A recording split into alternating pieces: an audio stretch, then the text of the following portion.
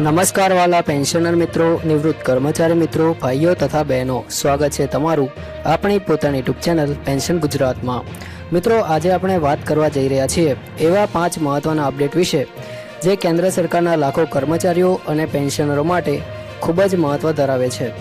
છેલ્લા ઘણા સમયથી 8મા પગાર પંચને લઈને અનેક પ્રકારની ચર્ચાઓ ચાલી રહી છે।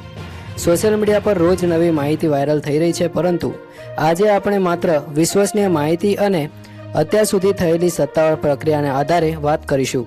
તેથી આપ સૌને વિનંતી છે કે આ વિડીયોને અંત સુધી જરૂરથી જોતા રહેજો, કારણ કે વચ્ચે વચ્ચે એવી મહત્વની માહિતી પણ મળશે જે કદાચ તમે અત્યાર સુધી ક્યાંય સાંભળી નહીં હોય।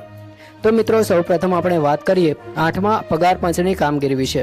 તો સરકાર દ્વારા રચાયેલા આ કમિશન હવે પોતાના અંતિમ અહેવાલની તૈયારી ઝડપથી કરી રહ્યું છે। કમિશનનું મુખ્ય કામ માત્ર કર્મચારીઓના પગારમાં વધારો કરવાનું નથી, પરંતુ સમગ્ર પગાર વ્યવસ્થા, ભથ્થા, પેન્શન માળખું અને નિવૃત્ત કર્મચારીઓ સામે રહેલી સમસ્યાઓનો અભ્યાસ કરીને સરકારને ભલામણો આપવાનું છે। એટલે આ કમિશનનો નિર્ણય લાખો કર્મચારીઓ અને પેન્શનરોના ભવિષ્યને સીધી અસર કરશે। મિત્રો, સૌથી મોટું અપડેટ એ છે કે વિવિધ કર્મચારી સંગઠનો અને પેન્શનર એસોસિએશન પાસેથી મેમોરેન્ડમ અને સૂચનો મેળવવાની પ્રક્રિયા પૂર્ણ થઈ ગઈ છે। છેલ્લા કેટલાક મહિનાઓ દરમિયાન અનેક સંગઠનોએ પોતાના સૂચનો કમિશન સમક્ષ રજૂ કર્યા છે।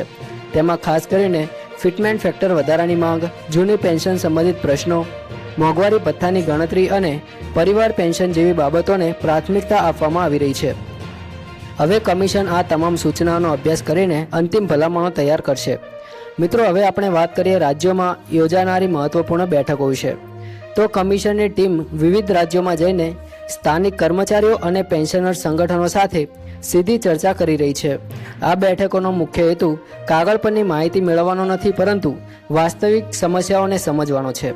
ઘણા રાજ્યોમાંથી એવી રજૂઆતો થઈ રહી છે કે નિવૃત્ત કર્મચારીઓને મેડિકલ સુવિધા વધુ મજબૂત બનાવવામાં આવે, પેન્શન પ્રક્રિયા સરળ બનાવવામાં આવે અને વિવિધ ભથ્થા અંગે સ્પષ્ટ નીતિ જાહેર કરવામાં આવે। હવે વાત કરીએ સૌથી વધુ ચર્ચામાં રહેલા મુદ્દા એટલે કે ફિટમેન્ટ ફેક્ટર વિશે। તો મિત્રો, છેલ્લા કેટલાક મહિનાથી સોશિયલ મીડિયા પર 2.86, 3 અથવા તેનાથી પણ વધુ ફિટમેન્ટ ફેક્ટરના દાવા કરવામાં આવી રહ્યા છે, પરંતુ મહત્વની વાત એ છે કે આજ સુધી સરકાર અથવા કમિશન દ્વારા કોઈ સત્તાવાર આંકડો જાહેર કરવામાં આવ્યો નથી। એટલે હાલમાં જે પણ આંકડાઓ સોશિયલ મીડિયા પર ફરતા જોવા મળે છે તે અંતિમ નિર્ણય તરીકે માનવું યોગ્ય નથી। કમિશન વિવિધ પાસાઓનો અભ્યાસ કર્યા બાદ જ પોતાની ભલામણો રજૂ કરશે। મિત્રો, હવે પ્રશ્ન એ થાય છે કે શું પેન્શનરોને લાભ મળી શકે? તો જો નવા પગાર પંચની ભલામણો સરકાર સ્વીકારશે તો તેના આધારે માત્ર કર્મચારીઓના પગારમાં જ નહીં, પરંતુ પેન્શનની ગણતરીમાં પણ ફેરફાર થઈ શકે છે। જો કે કેટલો વધારો થશે, ક્યારે અમલમાં આવશે અને કોને કેટલો લાભ મળશે તે અંગે હાલમાં કોઈ સત્તાવાર જાહેરાત કરવામાં આવી નથી। તેથી કોઈ પણ વાયરલ મેસેજ અથવા યુટ્યુબના આકર્ષક થંબનેલ જોઈને તરત વિશ્વાસ કરવો યોગ્ય નથી। પેન્શનર મિત્રો સંગઠનો દ્વારા વર્ષોથી કેટલીક મહત્વપૂર્ણ માંગણીઓ કરવામાં આવેલી છે। તેમાં મેડિકલ ભથ્થામાં વધારો, પરિવાર પેન્શનના નિયમોમાં સરળતા, મોંઘવારી ભથ્થાના લાભ અંગે સ્પષ્ટતા, પેન્શન સુધારાની માંગણીઓ અંગે પ્રક્રિયા ઝડપથી પૂર્ણ કરવી અને નિવૃત્ત કર્મચારીઓ માટે ડિજિટલ સેવાઓ વધુ સરળ બનાવવાની માંગ મુખ્ય છે। આવી માંગણીઓ અંગે કમિશન વિવિધ સંગઠનો પાસેથી અભિપ્રાયો મેળવી રહ્યું છે, પરંતુ કઈ માંગણી સ્વીકારવામાં આવશે તેનો અંતિમ નિર્ણય અહેવાલ રજૂ થયા બાદ જ જાણી શકાશે। મિત્રો, હાલમાં સૌથી મહત્વની બાબત એ છે કે કમિશન સમય મર્યાદામાં પોતાનો અહેવાલ સરકારને સોંપે, ત્યારબાદ કેન્દ્ર સરકાર તેની ભલામણોનો અભ્યાસ કરીને કેબિનેટમાં નિર્ણય લેશે। એટલે હજુ પણ કેટલીક પ્રક્રિયાઓ બાકી છે, તેથી હાલમાં કોઈ પણ તારીખો અથવા વધારો નક્કી થઈ ગયો એવું માનવું યોગ્ય નથી। મિત્રો, અમારી ચેનલનો મુખ્ય હેતુ એ જ છે કે સચોટ અને વિશ્વસનીય માહિતી આપવાનો, તેથી અમે કોઈ પણ અફવા કે ખોટા દાવાને પ્રોત્સાહન આપતા નથી। જ્યારે પણ સરકાર દ્વારા કોઈ નવો પરિપત્ર અથવા સત્તાવાર આદેશ અથવા તો મહત્વપૂર્ણ જાહેરાત બહાર પડશે ત્યારે સૌથી પહેલાં તેની સરળ ભાષામાં માહિતી આપ સુધી પહોંચાડવાનો પ્રયાસ કરીશું। મિત્રો, હવે આપણે વાત કરીએ એક એવા મુદ્દા વિશે જેના વિશે દરેક નિવૃત્ત કર્મચારીના મનમાં પ્રશ્ન છે કે શું 8મા પગાર પંચનો લાભ તમામ પેન્શનરોને સમાન રીતે મળશે? તો મિત્રો, હાલના તબક્કે તેનો કોઈ સત્તાવાર જવાબ ઉપલબ્ધ નથી, કારણ કે કમિશન હજુ વિવિધ મુદ્દાઓનો અભ્યાસ કરી રહ્યું છે।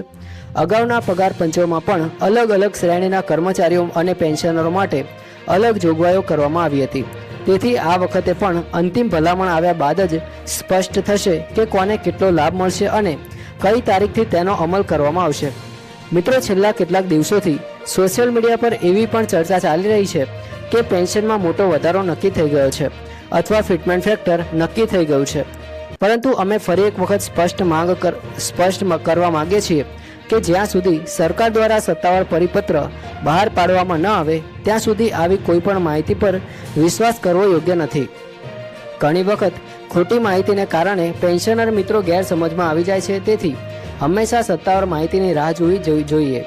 હવે વાત કરીએ પેન્શનર સંગઠનોની મુખ્ય માંગણીઓ વિશે, તો દેશભરના અનેક પેન્શનર એસોસિએશનો લાંબા સમયથી સરકાર સમક્ષ રજૂઆતો કરી રહ્યા છે કે નિવૃત્ત કર્મચારીઓને મળતા મેડિકલ લાભોમાં વધારો કરવામાં આવે। ઘણા પેન્શનરોનું કહેવું છે કે વધતી મોંઘવારી વચ્ચે સારવારનો ખર્ચ વધી ગયો છે, તેથી મેડિકલ ભથ્થું પણ સમય પ્રમાણે વધવું જોઈએ।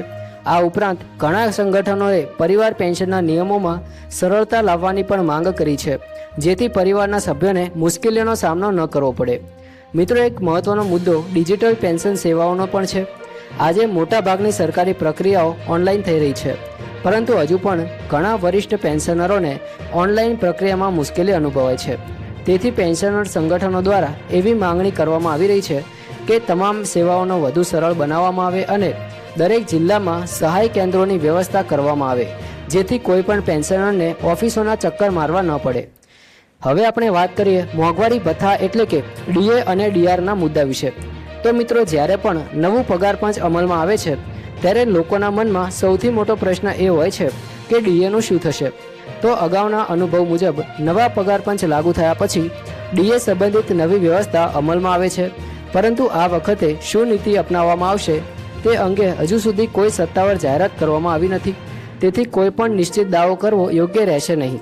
મિત્રો, ઘણા દર્શકો કોમેન્ટમાં પૂછે છે કે 8મા પગાર પંચનો લાભ ક્યારેથી મળશે।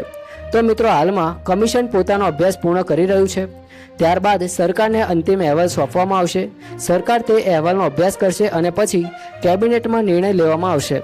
એટલે હજુ પણ કેટલીક મહત્વપૂર્ણ પ્રક્રિયાઓ બાકી છે, તેથી હાલમાં કોઈ ચોક્કસ તારીખ જાહેર થઈ નથી। હવે આપણે વાત કરીએ ગુજરાતના પેન્શનરો માટે આ માહિતી કેમ મહત્વની છે। તો મિત્રો, કેન્દ્ર સરકારના નિર્ણયોનો પ્રભાવ ઘણી વખત રાજ્યોની નીતિઓ પર પણ જોવા મળે છે।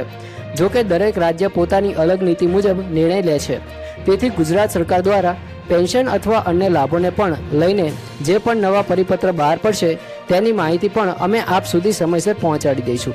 તો મિત્રો, જો તમે પણ ઈચ્છો છો કે કોઈ મહત્વપૂર્ણ પેન્શન તમારી પાસેથી ચૂકી ન જાય તો આજે જ આપણી પેન્શન ગુજરાત યુટ્યુબ ચેનલને સબસ્ક્રાઇબ કરી દેજો અને બેલ આઇકન પર દબાવી દેજો, જેથી દરેક નવા વિડીયોની જાણ તમને સૌથી પહેલાં મળી રહે। વિડીયો પસંદ આવે તો લાઇક કરજો, ચેનલને સબસ્ક્રાઇબ કરજો। જય હિન્દ, વંદે માતરમ।